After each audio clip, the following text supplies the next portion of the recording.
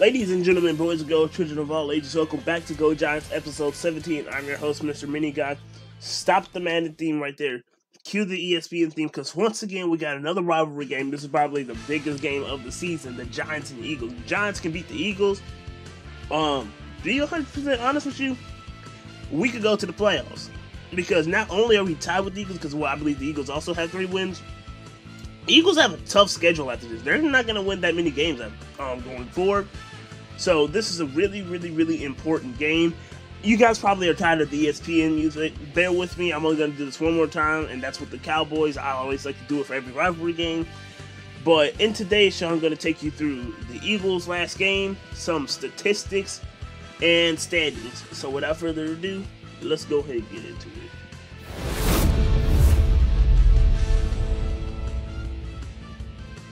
So before I get into the Eagles' last game, I just want to say that the Cowboys' record is actually wrong.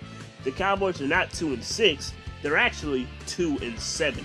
So now that I'm done saying that, Cowboys lose to the Eagles. So the Eagles have a pretty good victory, winning by 2 touchdowns over the Cowboys. Cowboys drop to 2-7. Eagles are 3-4-1, still in first place in the NFC East. Looking at the standings for the NFC East, in first place, as I just said, are the Philadelphia Eagles with a 3-4-1 record, as they will go on the road to New York to play against the Giants. In second place are the Redskins with a 2-6 record, where they will travel up to Detroit to play against the Lions. Third place with a 2-7 record is the Dallas Cowboys. They don't play anybody as they have a bye week. And fourth place, also with a 2-7 record, are the New York Giants, where they will stay at home to play against the Eagles for an NFC East showdown. Looking at Carson Wentz's stats game against the Cowboys, he completes 15 passes out of 27 attempts with a percentage of 55.6, throwing for 123 yards, 2 touchdowns, 2 interceptions with a rating of 61.2, and taking 4 sacks. Overall, this was a mediocre and borderline subpar game for Carson Wentz. But Carson Wentz hasn't been playing well this season so far. I believe he actually leads the league in turnovers, or stats similar to that. I'm not 100% sure. I didn't look this up. I probably should have looked this up. But overall, a mediocre game by Carson Wentz.